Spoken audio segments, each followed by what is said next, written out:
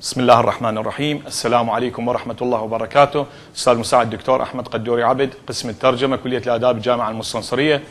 Welcome our students, fourth year students, translation department, for this topic in contrastive grammar. Today we are going to study relative clauses in English and Arabic.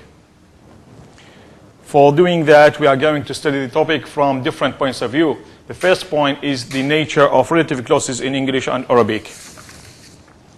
Relative clauses or dative clauses or RC in English are adjectival clauses post-modifying the referent of the relativized head noun. See the following example. The man who is standing in the corner is your history teacher. First of all, in your book, the man is defined or titled by three terms. The first one is relativized, the second head noun, the third antecedent.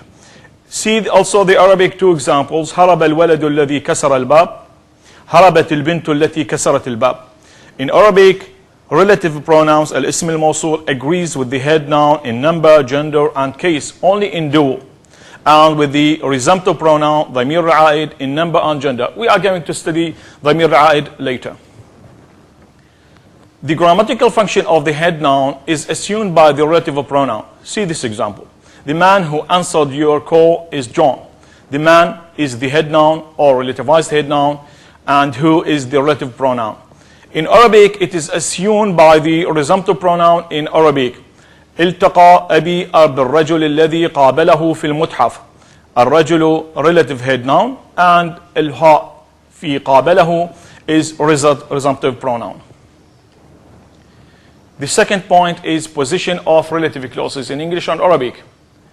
In English, we have 6 positions, while in Arabic, we have 5 only. The first position is subject. The man who is standing in the corner is your history teacher.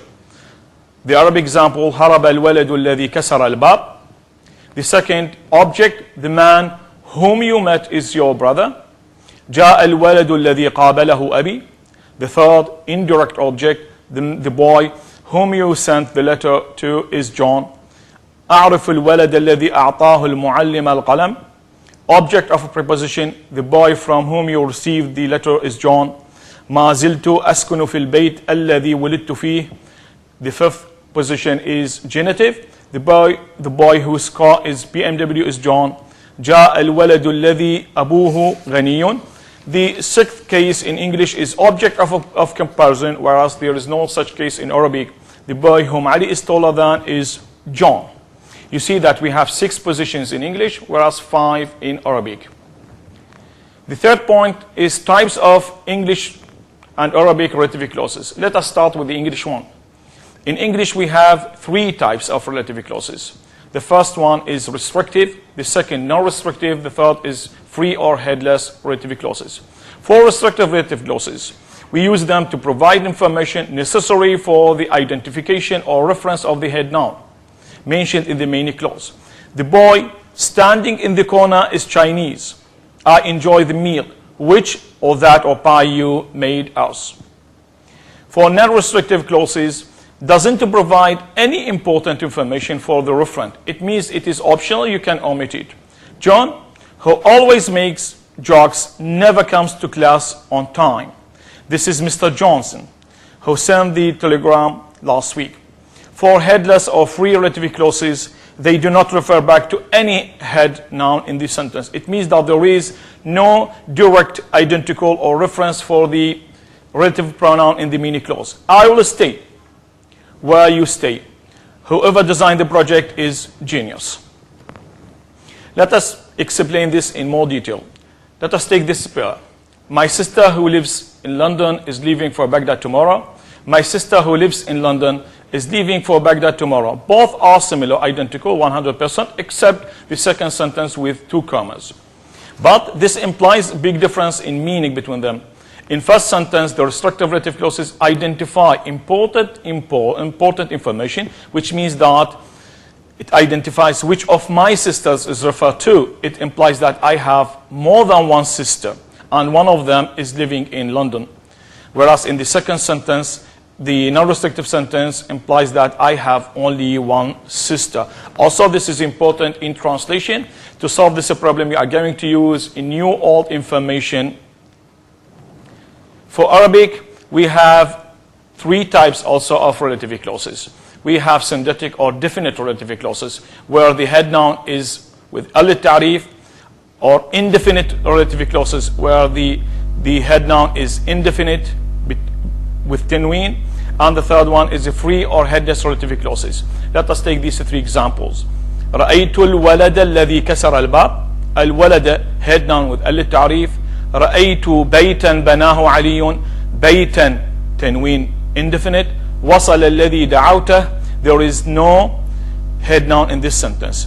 From that we can conclude that there are differences between English and Arabic relative clauses as far as their types are concerned. Let us take the following examples.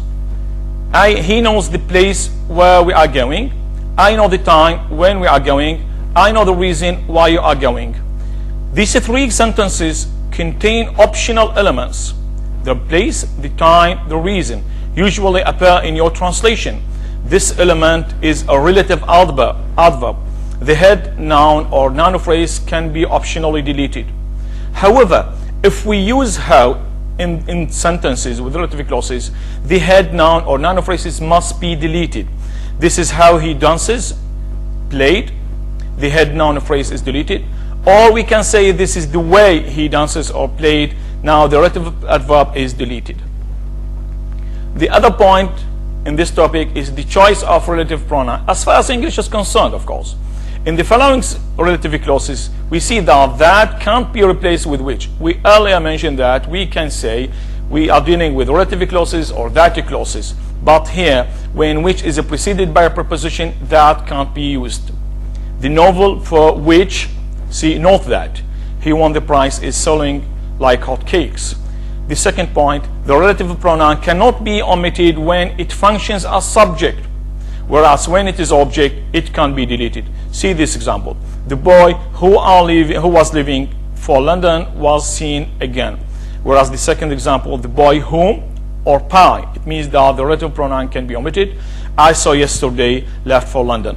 The third point, whom is used in formal style. It can be replaced by who or that, as we mentioned, except when it is preceded by a preposition. The man, who, whom, that, or by, I saw yesterday left for London.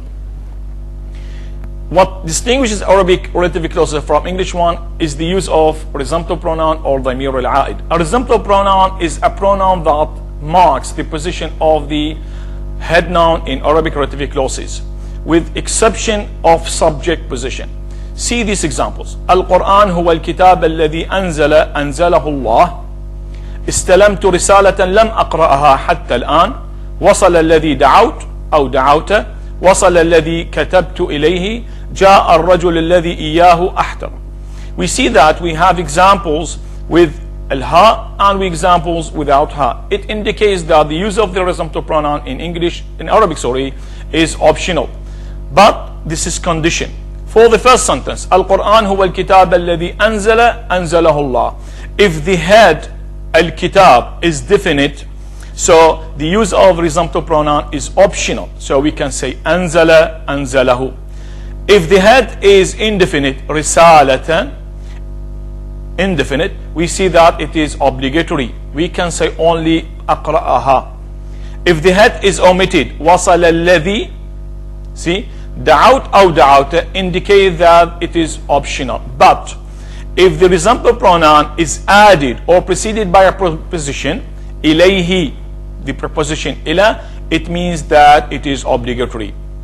For the last case, see, جاء الرجل الذي إياه. If the horizontal pronoun is preceded or added to an independent accusative pronoun, اسم منصوب, إياك, it is obligatory. So we can say إياه. In your book, the author mentioned two cases for modern standard Arabic. The first one, Arabic allows the conversion of verbal relative clauses into participle phrases. See this example. I visit the city whose houses have been destroyed. Okay, we can translate it into two ways. زرت المدينة التي دمرت بيوتها, and this is the normal way. Or we can say, as participle phrases, زرت المدينة المدمرة بيوتها. The second example, or the second point here for MSA, Modern Standard Arabic, also sentential relativization is rendered by a special construction. See the example. John has resigned, which surprised us all. You see, we said that we have free or headless relative clauses in English, which here not referring to anything, not referring to John in this sentence, but it refers to the whole process of John has resigned. So we can translate it in this way. استقال John. الأمر referring to what? استقالة John. الذي فاجأنا جميعا. Okay, don't hesitate to visit my academic profile on the website of the university, UO EDU IQ, where you can find details about me, and you can easily download this lecture and other lectures in PowerPoint or Word format. Thank you very much, and see you next time.